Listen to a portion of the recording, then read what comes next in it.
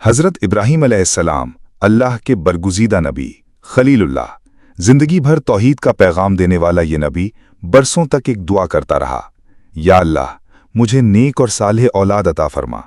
वक्त गुजरता गया, सालों पर साल बीत गए, लेकिन औलाद न मिली। यहाँ तक कि इब्राहीम अलैहिस्सलाम बहुत ज़्यादा उम्र रसीदा हो चुके थे। तब अल्लाह ताला ने उन्हें एक मौजज़ा अता फरमाया। तकरीबन 86 बरस की उम्र में अल्लाह ने आपको हज़रत इस्माईल अलैहिस्सलाम जैसा बेटा अता फरमाया, एक नेक, साबिर और कुर्बानी के लिए तैयार बेटा।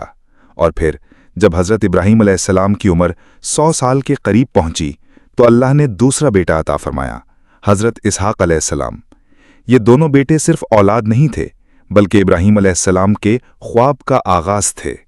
क्या ख्वाब था? एक ऐसी नस्ल जो तौहीद पर कायम हो, जो अल्लाह का पैगाम लेकर दुनिया तक पहुंचे।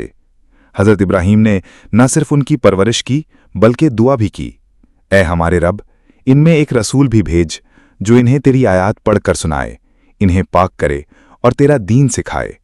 और सदियों बाद इन्हीं की नस्ल से हज़रत मोहम्मद सल्लल्लाहु अलैहि वसल्लम मबूस हुए।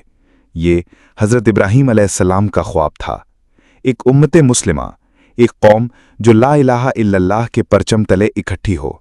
और आज अगर हम खुद को मुसलमान कहते हैं तो ये हज़रत इब्राहीम अलैहिस्सलाम की दुआ, कुर्बानी और ईमान का नतीजा है। अगर वीडियो अच्छी लगी हो तो लाइक और शेयर करें ताकि ये पैगाम दूसरों तक पहुंचाया जा सके।